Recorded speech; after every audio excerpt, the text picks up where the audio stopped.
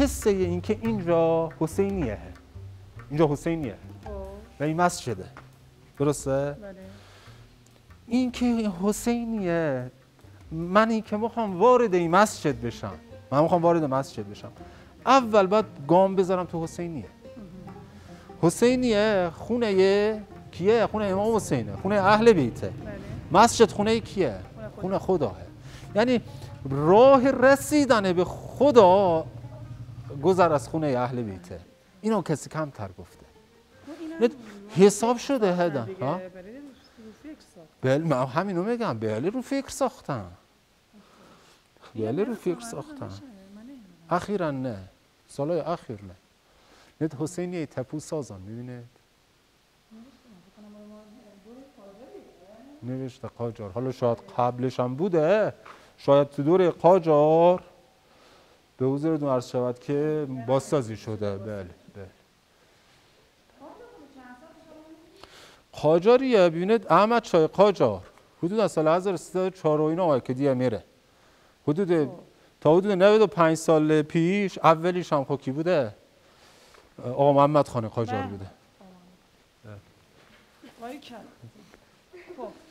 آقای امیری این در ما چند روز پیش با فاطمه اومدیم اینجا یه طوفانی شد که اومدیم سمتش در محکم بسته شد. ایشون یک از دوستان که دادن گفتن حس می‌کنم این دره حرف میزنه، از در ترسیدن. جالبه.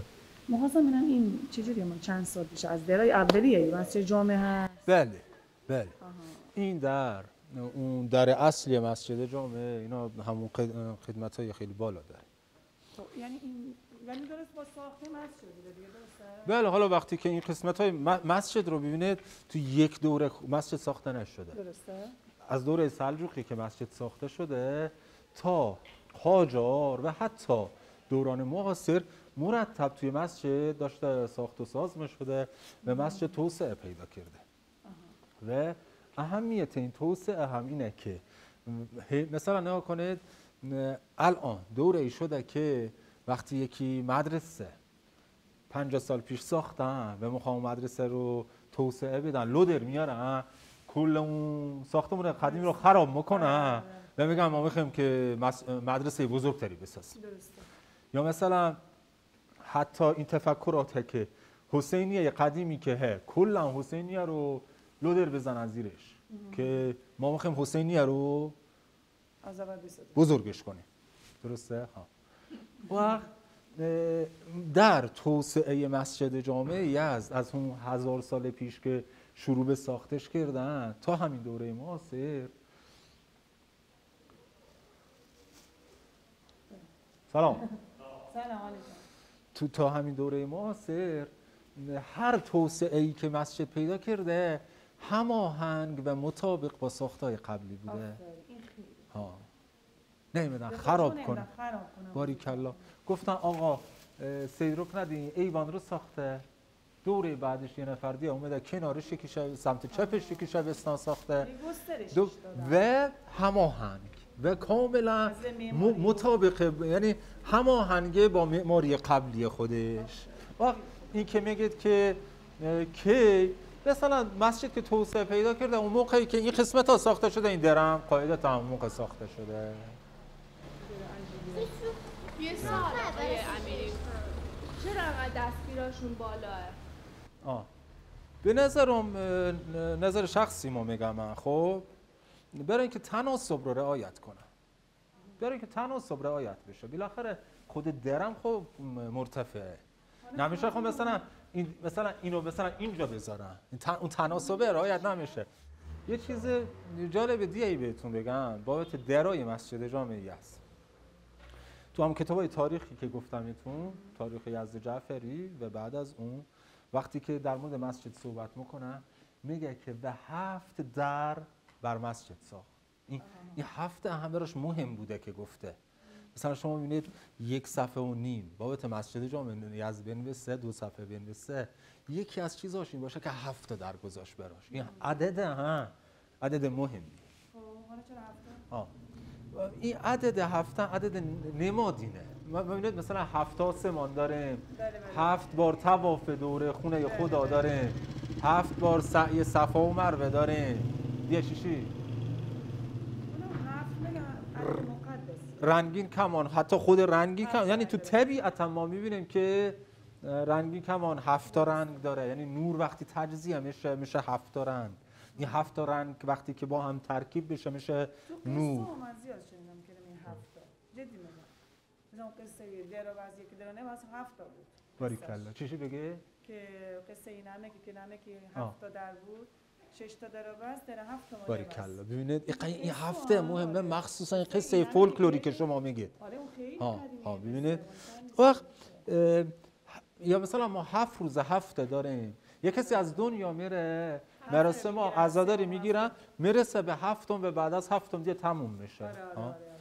دکتر شریعتی یک کتاب داره اسم حج.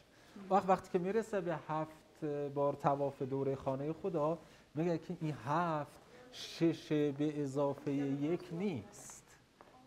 عدد نیست که شما بگید مثلا 7 عددیه بین 5 و 6 و 8 ها. نماد تمامیته، نماد همه چیزه. وقتی تکمیل بود. باریکلا. وقتی ما میگیم 7 آسمان یعنی همه آسمان ها. وقتی که ما 7 دور خونه خدا میچرخیم یعنی خدایا من برای همیشه دورت دارم میچرخم. خب وقتی هم که میان برای مسجد جامعی از 7 تا در میگذارن یعنی همه شهر در مسجد رو، یعنی در مسجد رو به همه شهر بازه. جالبه؟ ببینید همه چی حساب شده. نه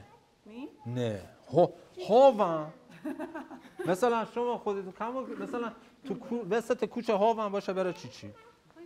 این من آفرین. بهش چی میگن؟ اگه قرار باشه اسم برش بذاره چی میذاره؟ آب داره. جنسش چیه؟ سنگ دیگه. سنگاب. این بهش میگن سنگاب. خب این برای چی بوزی گرفتن؟ این برای خوردن، بله قدیمیه، برای خوردن آب بوده. ببینید میگم همینجا بوده جا. بله حالا یا اینجا بوده یا اونجا بوده که قاعدتا همینجا بوده. بله ما توی کوچه محله‌های دیگه یزدم سنگاب داریم. مثلا پیر مردی بوده، پیر زنی بوده، خود کسایی که عبور و مرور میکردن مشکلشون بوده برن تو آب انبار آب بردارن، 20 تا 40 تا 60 تا پله برن پایین، سقا آب خنک از آب انبار میورده میریخته توی این و هر کسی مخواسته آب مخورده. ولی مردم سعی میکردن بهداشتش رو رعایت کنن و آشغال توش نریزن و در حال آب خوردن بوده. سنگاب. نه آب خوردن بوده. آب وضو میدونید کجا میگرفتن؟ الان میگم.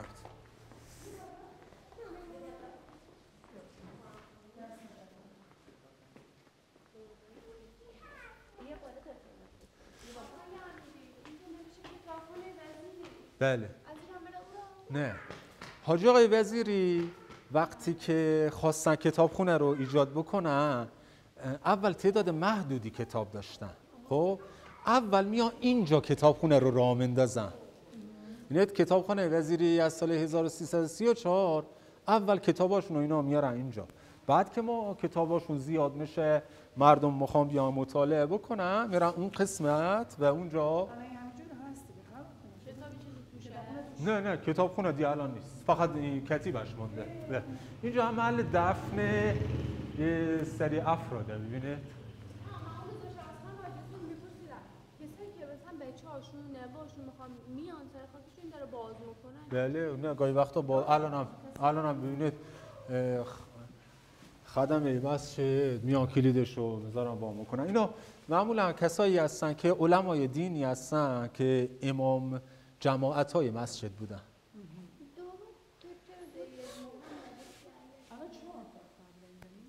حال تعدادشون نمیدونم، شاید هم بیشتر باشه. یک 4 تا یکم خب اون گوشه ببینید سمت چپ اونجا هم 2 تا دیگه اونجا 3 تا دیگه اونجا تعداد بیشتر.